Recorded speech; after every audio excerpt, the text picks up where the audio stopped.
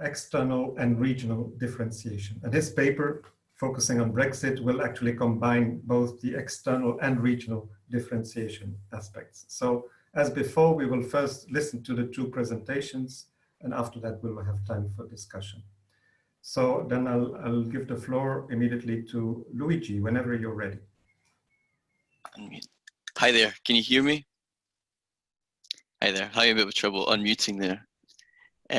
So thank you for the introduction, Bruno, and thank you all for being here and giving me the opportunity to present what I've been working on for the last while.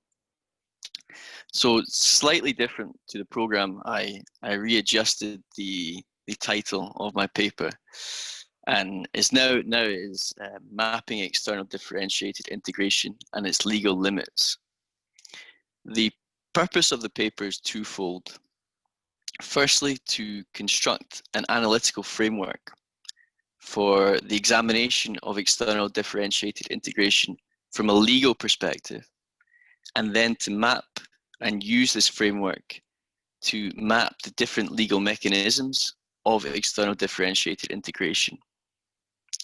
The second purpose is then to identify some of the legal constraints that may restrict the advancement of external differentiated integration.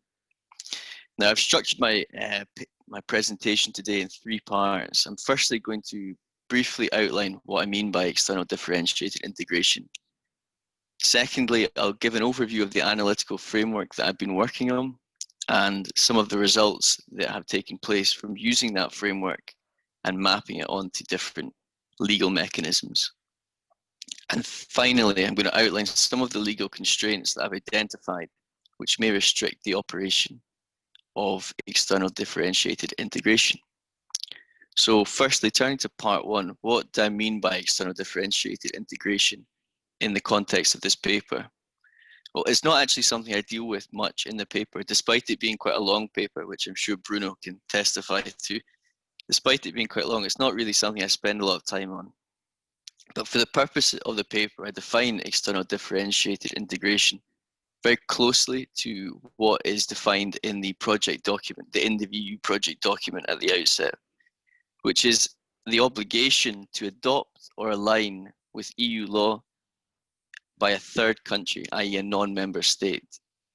A slight difference to the project document is the fact that we've introduced the obligation to align, which means that at some future date, a third country will adopt or move towards an internal EU law.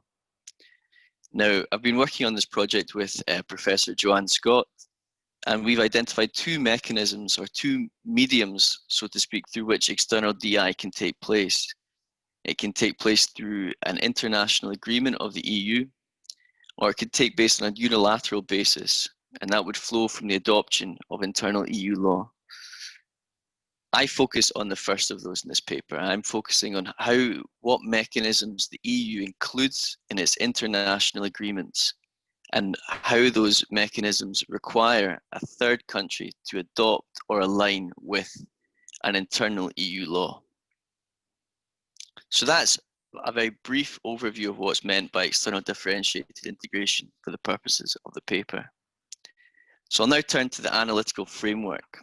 And the real aim here, the real purpose of the constructing an analytical framework is to capture how the process of external differentiated integration takes place, and also capture how it's not always the same. Beforehand, or before coming to this, one of the obvious gaps in the literature is that there wasn't a strong framework for examining external differentiated integration as a legal process. So for the purpose of doing that, I've based my framework on a previous framework done in the context of examining how binding international legals are on Artie 2, an international agreement. And that's a framework that was developed by Abbott and Keating previously. And that's based around three dimensions. The first is obligation. And by obligation, they look at how binding a particular international rule is.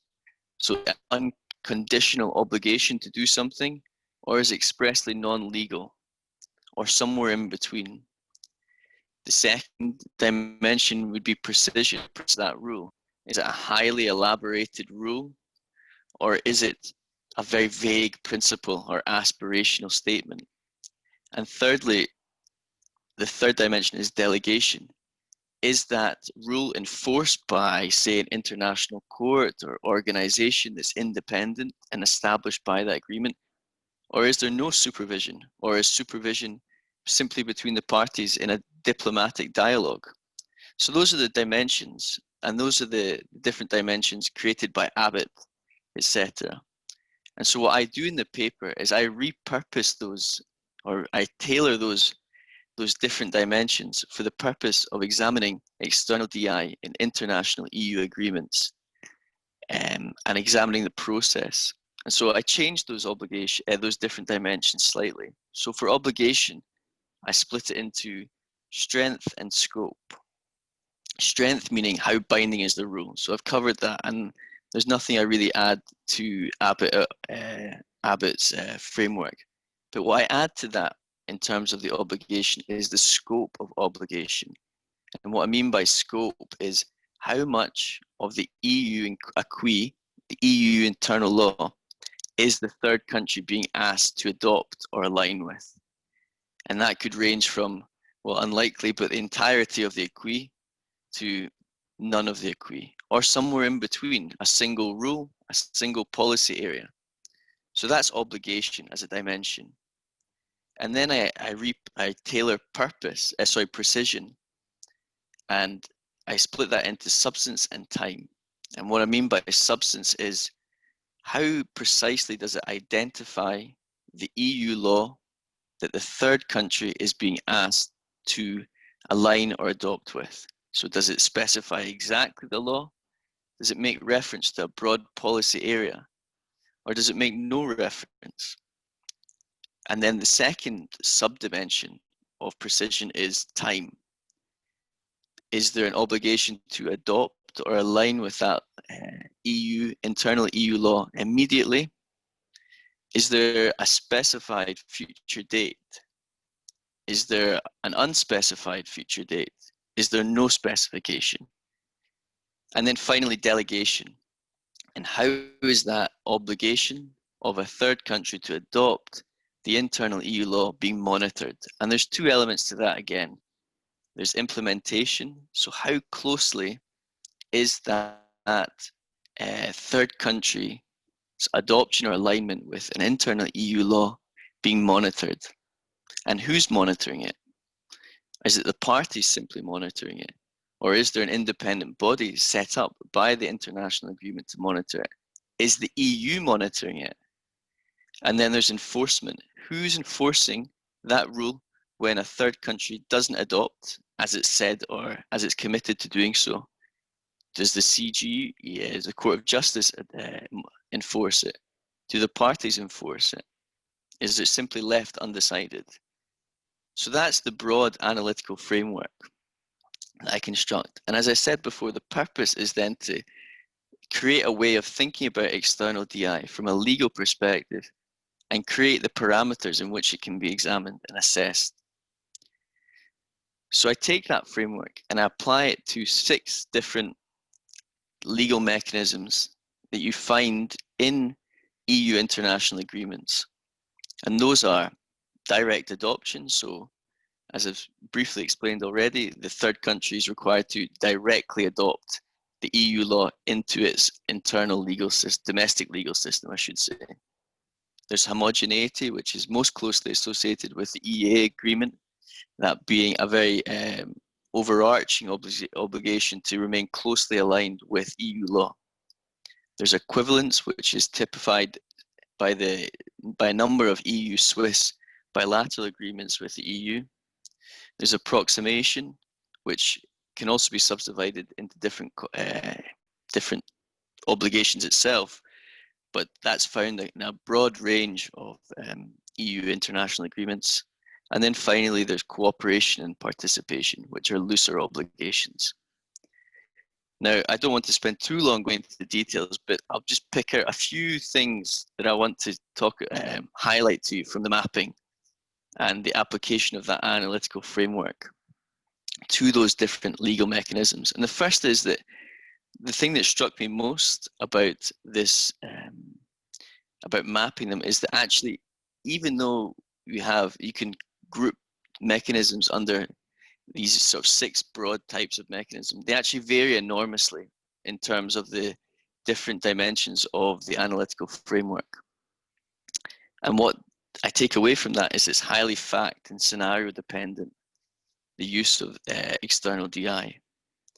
And then the second point I would raise from the mapping is, and this probably relates somewhat to maybe what Michael might say, but in terms of external DI from a legal point of view and the different dimensions of the analytical framework that I construct, the withdrawal agreement between the UK and EU is actually a very interesting example of external differentiated integration, even though you might characterize it as a process of disintegration. In terms of the obligations and the scope and the delegation, it ranks highly in relation to each of those. So I'll leave that there as the use of the analytical framework. The second part of the paper and the third part of my presentation, I look at the legal constraints of external differentiated integration.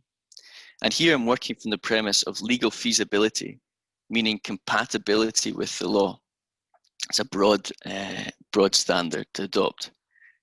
And here I look at 2 sources of legal limits. There's those stemming from EU law itself that would give rise to review of an EU international agreement that qualifies as external DI, obviously, but would give rise to review of such an agreement by the courts of the EU courts.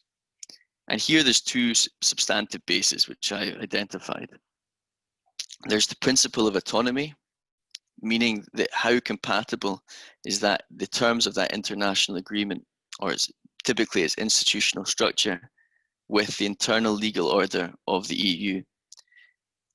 And that, as a principle, has been used to review a number of international agreements of the EU, and perhaps infamously resulted in those agreements being dropped. The most obvious example being the accession of the EU to the European Convention on Human Rights. The second basis, it would be compatibility with the Charter of Fundamental Rights. And essentially what that means is an international agreement of the EU would have to be compliant with the Charter of Fundamental Rights. This in practice, I don't think has much relevance to external DI, I have to admit, because it's very unlikely that an internal EU law being transported to a third country's domestic legal system in itself would be uncompliant or non-compliant with the Charter of Fundamental Rights. So there's something a bit more to work out there, I'd say. And then the second source of legal limits are those external to the EU. So review here is not taking place by the EU courts, but review would be by a separate, perhaps international body. And the example I give here, or the more concrete example I give here, would be compatibility with Article 24 of the GATT, which is the GATT being a WTO agreement. And under that agreement, under that article, which is a broad exception to the principle of MFN, I won't get into too much detail about that, but it's a broad exception to a WTO law for the purpose of concluding a free trade agreement or customs union. There are 2 types of review that can arise underneath that. There's review by the Committee on Regional Trade Agreements. And essentially what that means is if two WTO members are entering into a free trade agreement or a customs union, they must notify it to that committee, and that committee assesses it in relation to the terms of Article 24. Those terms being that the majority of, or a substantial amount of tariffs and customs between those 2 parties are eliminated, and that it covers the majority of trade between them. And then the more substantive form of review that would come from the WTO would be through a WTO panel. And there's form for that. The WTO appellate body, which right now is not in such good shape, but has said that it can review the terms of a free trade agreement or customs union if that agreement is used as a defense for a trade infringing measure. And there's actually an example of an external DI agreement being found to fall foul of that, that being the EU-Turkey customs union. And on accession to the customs union, Turkey tried to justify the imposition of certain tariffs on Indian textiles on the basis that it was necessary or it was required to accede to the customs union with the EU. Now, as I talk about a bit earlier in the paper, the customs union is an example of external DI. So there is an example of an agreement, such an external DI agreement, being reviewed on this basis. And then the final part of the paper, the final sections of the paper, have a look at briefly at some other lesser constraints, those being in consistency with other external policies and also internal policies, and compatibility with broader international legal obligations. In that context, specifically customary international law. The main takeaways in terms of legal constraints on external DI, in my opinion, and I put this forward in the paper, are review by an EU court on the basis of the principle of autonomy, and that's the main constraint I would see on external DI. What I would also highlight, though, to you all is that the EU is aware of that as a main constraint, and it's aware of it, and it has designed the institutions which monitor compliance with an external DI agreement, but also international agreements themselves, very carefully in order to avoid being reviewed or falling foul of the principle of autonomy. So it's aware of it. Though that concludes my presentation, I look forward to any comments and questions you may have. Thank you very much.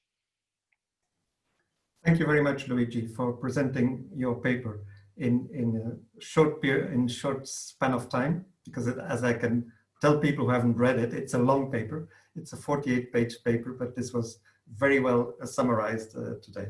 Thanks, Luigi. I pass the floor immediately to Michael Keating for his presentation. And you have to unmute yourself, Michael. Thanks, Bruno. You can hear me now. Well, my external differentiation in a number of cases, the EA, the case of Turkey, and the case of the UK and Brexit. And my bit of that is about Brexit. We had anticipated in reading the withdrawal agreement and the political declaration in good faith that there would be some kind of association or partnership agreement between the EU and the United Kingdom, and so it would fit into this pattern of external differentiation. In the last couple of months, the UK seems to have abandoned the withdrawal agreement and the political statement completely in favour of cherry picking, going over free trade agreements which the EU has with third country, and saying there will be no overarching framework and there will be no recognition of the principle of trade-offs between one bit and the other. So we have nothing whatever to report halfway through the project in relation to the UK.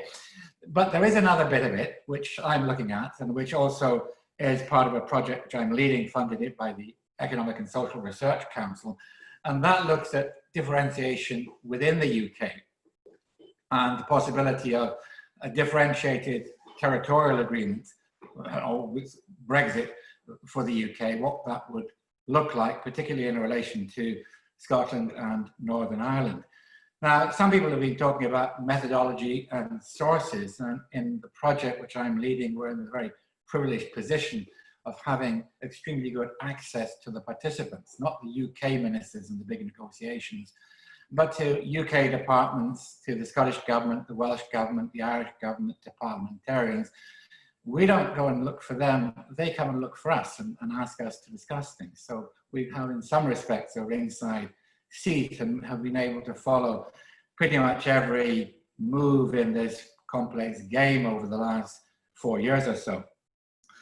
Now, the starting point of this is a critique of the whole concept of Brexit, because the idea of Brexit, according to Brexiteers, is to restore sovereignty or take back control to what is seen as a unitary sovereign nation state.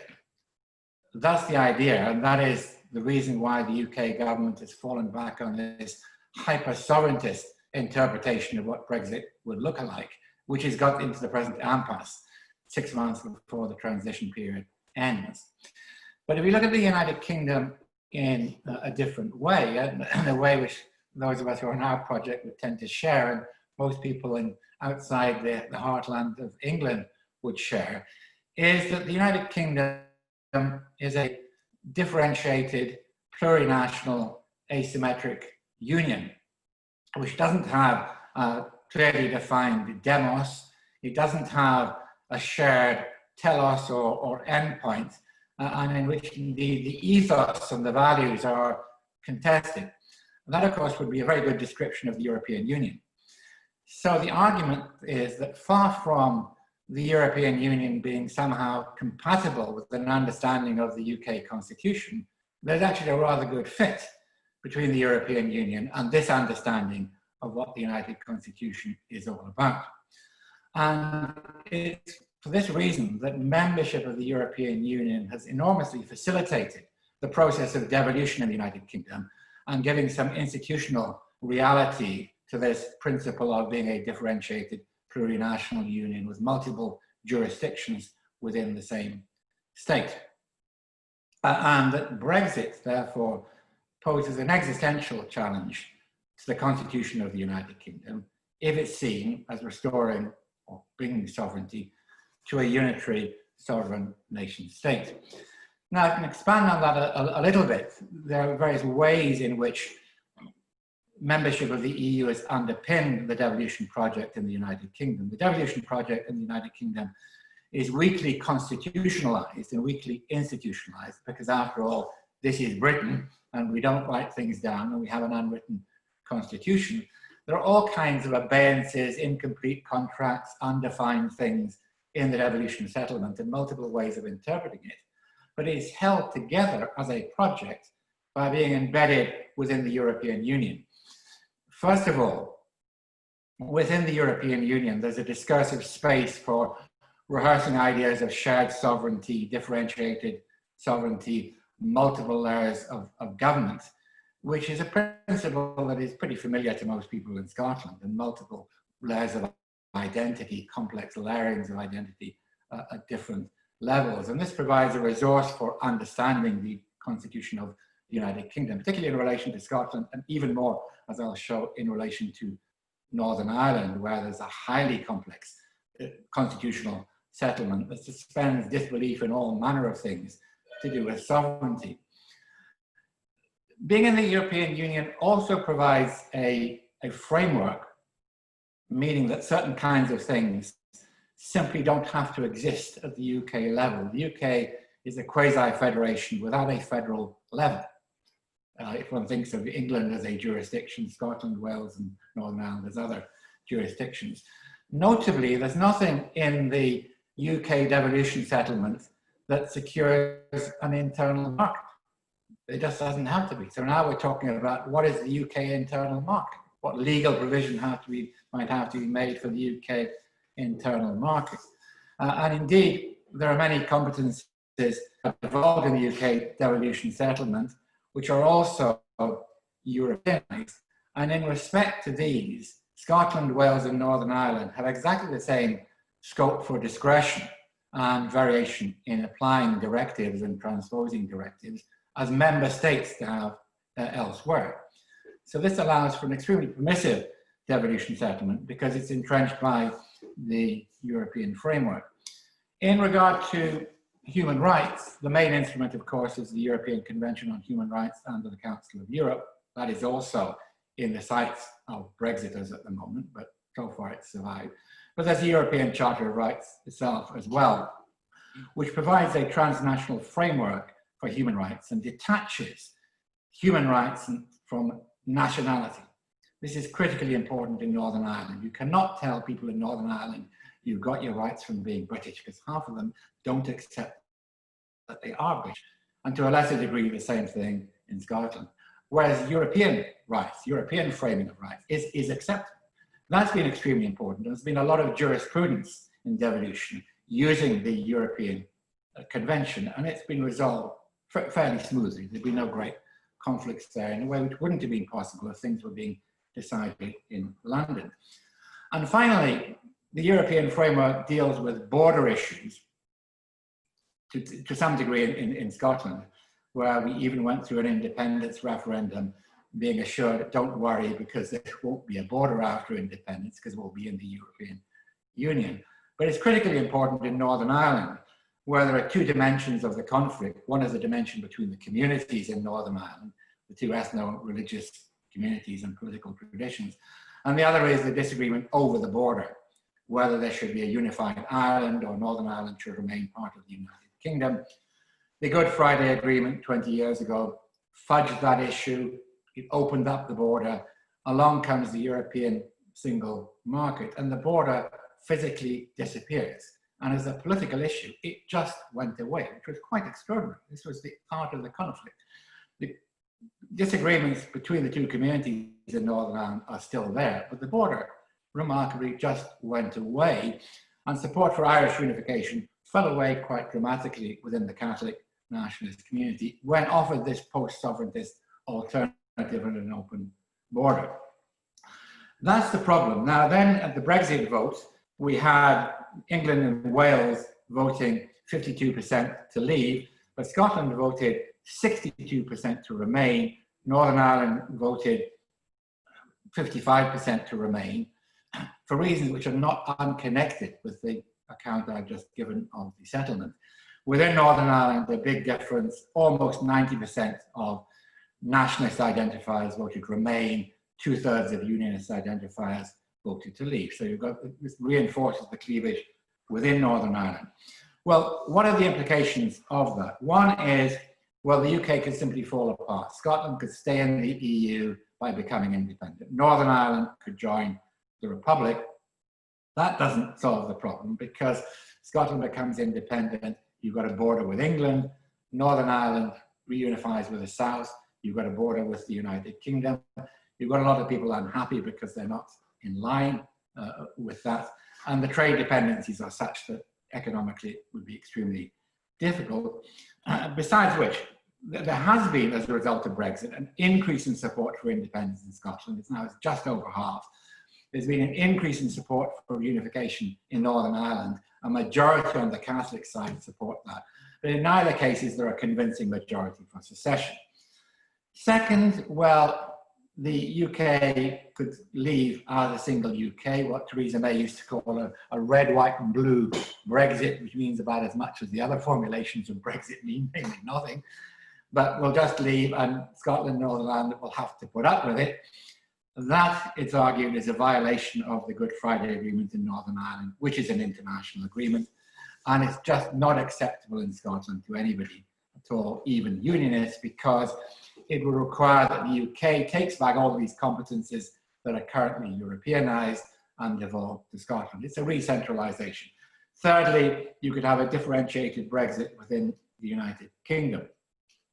Now, that's been tried. First of all, the Scottish government said, well, if we can't become independent, and we can't, we'll remain in the single market. Maybe not the customs union, but the single market, using some variation of the EEA mechanism. Now, that never got anywhere. It never got to Europe because the UK government said we cannot countenance it. It's now saying that, okay, if we can't do that, we'll nevertheless try and maintain dynamic alignment with EU rules in areas that are devolved here: agriculture, environment, all kinds of things, state aids, various sorts of things. That's very problematic in practice because it would mean disalignment with the United Kingdom. It's an idea that is still out there, and it's actually, it is constitutional because the Supreme Court has said that that would be possible, but it's not going to happen. In Northern Ireland, there's the biggest difficulty of all. What do you do about the border? And for a long time, the UK government said, well, there's not a problem with the border. We'll remove the border by putting the border posts 2 kilometers away from the border. Well, it's still a border. And then they said, we'll use technology. Well, a virtual border is still a border. There's no solution to this. Either you put a border between the 2 parts of Ireland, or you move the border to the Irish Sea and have a border between Northern Ireland and the United Kingdom. Those are the only 2 ways of dealing with this. So initially the UK denied the problem. It said, this is not a problem. We will not have border posts at all. Remember, Brexit is about taking back control of borders, but they said, we won't have a border, we'll just ignore it. But eventually they were forced to do something because, of course, Ireland is a member state, and Ireland made a strategic decision to play as a member of the 27. This was the critical factor which opened up a breach in all kinds of principles that otherwise would have been extremely difficult. Well, to cut a long story short, the Irish government said there must be no border within Ireland, and the Unionists said there must be no border in the Irish Sea. So Theresa May said, okay, the whole of the UK will stay inside the customs union and for certain purposes within alignment with the EU. For this reason, she was kicked out and replaced by Boris Johnson, who has now finally agreed that there will be a border in the Irish Sea. He denies this, but there will be a border in the Irish Sea. Northern Ireland will remain effectively in the customs union in regulatory alignment with the EU, at the same time in double alignment with the United Kingdom. Now that's interesting because we have in the past had instances where territories belonging to member states have partially opted out of the EU provision. This is the first time when a territory belonging to a non-member state has opted into the EU in various ways. You may say that's sui generis. We know that why it happened for powerful political reasons due to the EU deciding to side with the Republic of Ireland, not the United Kingdom, for very obviously understandable reasons. But it does create a new dimension of differentiated integration. And the question of Scotland is going to come back because there's no way in which the whole United Kingdom is going to accept the terms of Brexit currently being proposed by the UK government.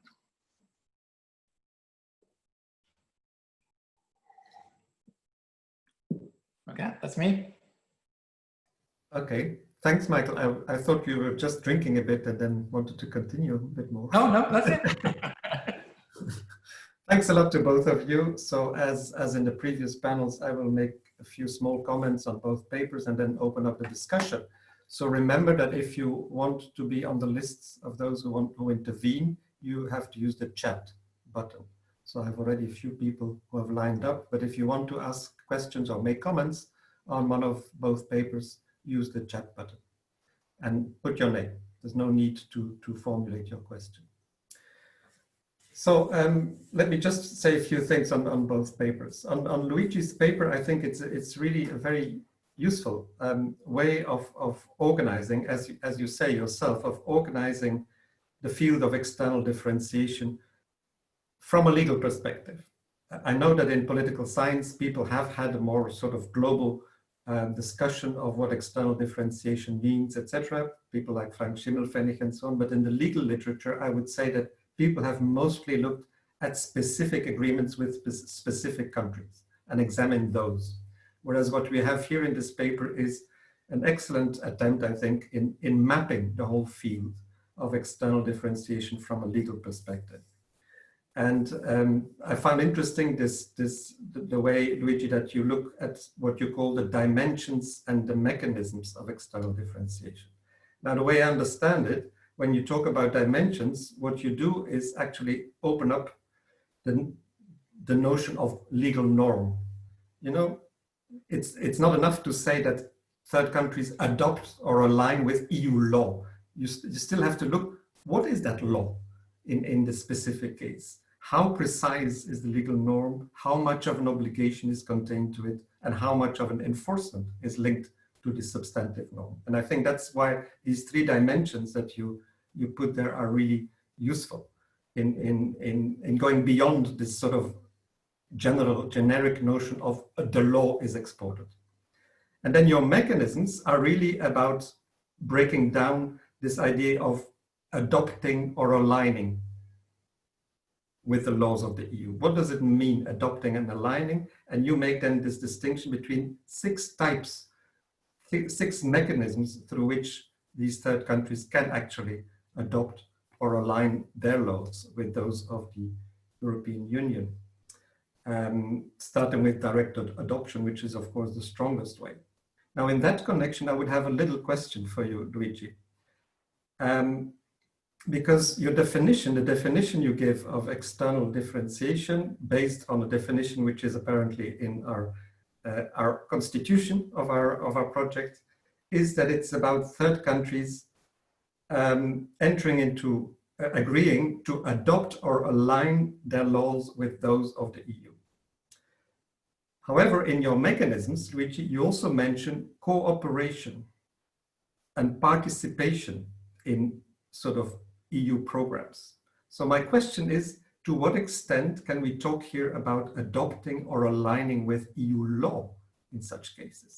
If it was just cooperation, you know, if the third country sits together with the European Union to discuss policy matters, can we really then call that external differentiation in the sense of the definition that you adopt?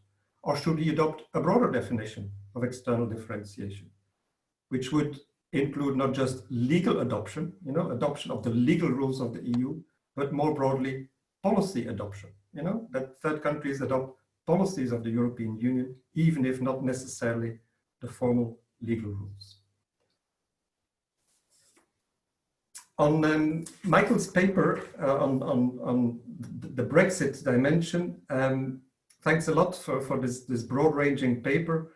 Maybe one idea would be in a sort of later version that you could develop more the regional dimension of external differentiation, which I think the UK case illustrates quite well.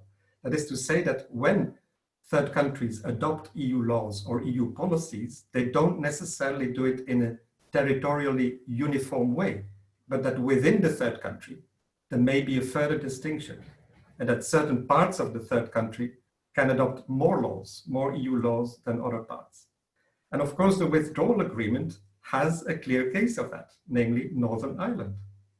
Northern Ireland, which is now part of a third country, it's not part of the EU anymore, it's part of a third country, but within that part of the United Kingdom, certain EU laws will continue to apply for an indefinite period of time, which will not apply in the rest of the United Kingdom. So I think this is the very first case, I don't know of any other case, where a third country aligns with EU law in a regionally specific way, with a distinction between some regions and others. When one looks at Scotland, one could think of a further way in which the regional dimension is relevant, namely this idea that you develop in your paper that Scotland might want to apply, you know, a future agreement between UK and the European Union in a specific way. That is to say that it may want to maximize, so to speak, the alignment of Scottish legislation with the EU acquis beyond what other parts of the UK would do, using its devolved powers to do so. Now, this of course depends on how much of an agreement there will be, you know, between the UK and the EU. If it's a pure, you know, tariffs and quotas agreement, then that doesn't make sense. But if we get a more ambitious, you know, level playing field agreement between the UK and the EU, it might be interesting then to see whether Scotland, as an autonomous region, might go further in implementing such an agreement than the rest of the country, in trying to get even closer to the EU standards than the rest of the UK would do. So here we would have again some kind of regional differentiation within external differentiation. Here there might be examples elsewhere, and I think maybe, I'm not sure about Switzerland. So I could imagine that in connection between Switzerland and the EU, some of the cantons might use their autonomous powers, legislative powers, to stay closer to the EU norm than others, but I'm not sure whether that is the case.